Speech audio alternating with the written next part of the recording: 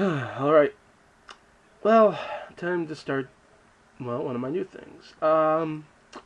I said that I was going to be talking about things that were overrated and, by comparison, some things that were underrated. And I got myself two topics. That also doubles as me being able to show you something. um, something from the past, so to speak. But we're going to be focused on RPGs. Yes, we're going to tackle that highly subjective, dangerous water that is the RPG fandom. Yeah, okay. Now, I know that some people are going to be wondering, which one do I think is overrated? I'm sure that about 30,000 people already have several in mind. And I know that there are also people who are probably thinking that if he says this game, which I happen to think is so amazing, I'm going to kill him. So, there's no pleasing everybody, I guess. My opinion's my opinion, and then, well, if you don't like it, you can disagree. But in my opinion, I'd have to say that perhaps one of the most overrated, not necessarily the most overrated, but definitely one of them. One of the most overrated RPGs that I personally have ever played was, in fact, Final Fantasy VII. Cue the death threats. Okay. Now, here's why. I've played the thing almost all the way through. I do admit that I took a break for a while, you know, just because, the very long game. Eventually you do start to get, bored playing the same thing over and over again. What I have seen so far, though, and I mean almost all the way to the end of the game, I'm approaching the last battle there. What I've seen in the game is frankly kind of sad, you know? I don't really find the characters too terribly interesting. I mean, their backstories are interesting, that's for sure. But it's just all like, how do I put this? It seems like they only develop the side characters when they need to, or pull out something from their past. You know, it's got a very Naruto-esque way of, trying to develop characters. I frankly find it kind of annoying. Um, the whole love triangle thing is just blah. I mean, seriously, what the heck? The people were sitting there freaking throwing a fit about he should have wound up with her, or he should have wound up with her, or, when it comes to Cloud, and, oh, it's so annoying. I frankly, okay, I'm gonna come right out and say it, I really would have preferred, I really do prefer Tifa to, Ares, but whatever, but, I mean, I see people sit there and make a giant war out of it. It's, hilarious. It's really not even that well developed, the romance-wise, in either direction. No, frankly, I think you got a better footing with Tifa than you do with her, which is about the only reason I actually support that. When it comes to Cloud, I mean, he's, oh god, almost full-on emo. Yeah, I know people are going to say he doesn't even look emo, blah, blah, blah, whatever.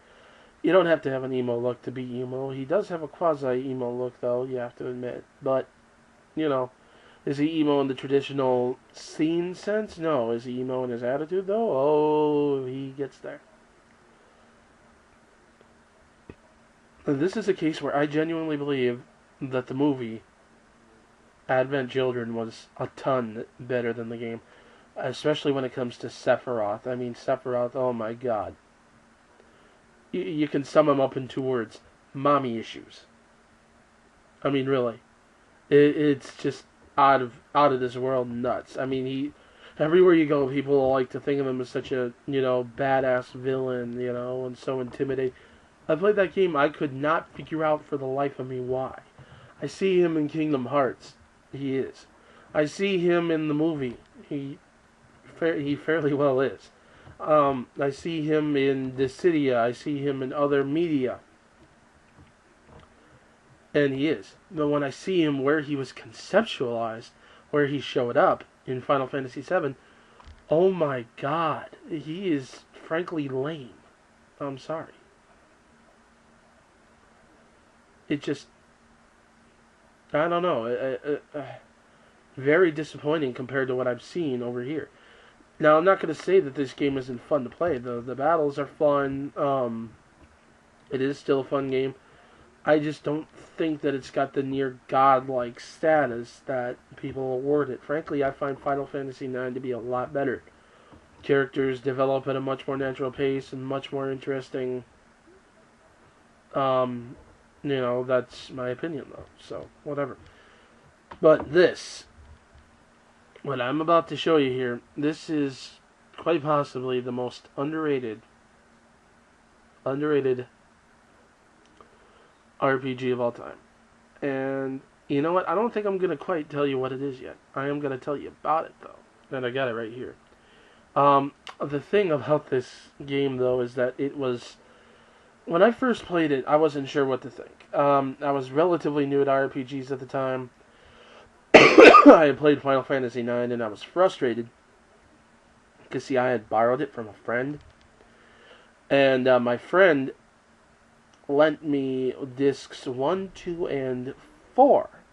Third disc, he had lent to someone else because theirs had been damaged, and they wanted to complete the game. So, perils of buying it used. So he lent it to him.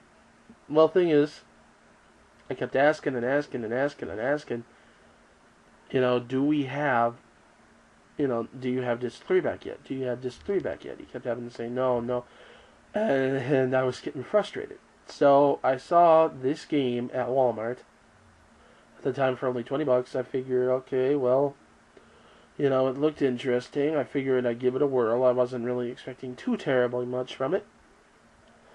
And, well, much to my surprise, wow. The intro was beautiful. The cutscenes are beautiful. With completely voiced over cutscenes and everything. The story, the plot is really interesting. Has some good twists. Some of them are semi-cliche. Not in the way it's done, though. It's done in a very interesting way. By themselves they might be, but it's done in a very interesting and natural way. It's not like forced or anything. It's not one of those cases of, we did it because we had to. Some of them, though, are completely unexpected. It's also very interesting because... excuse me. That you'll have to forgive. Very interesting because it's one of the only RPGs I've played where one of the central characters that you're playing as, almost from the beginning, winds up dying in the game. And he has to get replaced in the party by someone else. The character is literally killed off, and someone else then joins you to take his place. It was very interesting. I had not seen that. I had played a couple of them, and I really had not seen that before. And, just the visuals, the artwork, this game is quite literally a piece of art. It really is. It's nothing short of amazing. I think it might quite literally be definitely the most underrated RPG of all time, because that thing got bashed by critics. It was treated like crap. People kept trying to imply that it was stealing from other games, even though it was doing something pretty darned original. Some people have even tried to claim it's an exact clone of Final Fantasy VII, which I gotta wonder where your brain is if you think that. But this game is quite possibly, and frankly, users beat out the critics in this one in agreeing it's quite possibly one of the most underrated games out there. They gave it, at best, a 6.9 or something like that, highest rating it would get. Yet, on these same sites that were bashing it, the user ratings are 8s, 9s. It's a good game. It really is. It's quite amazing. It's got some good characters. It's got a good story. Very well put together. And, if you're wondering what this is, Um, stay tuned. Next video, I'll show it to you. See ya.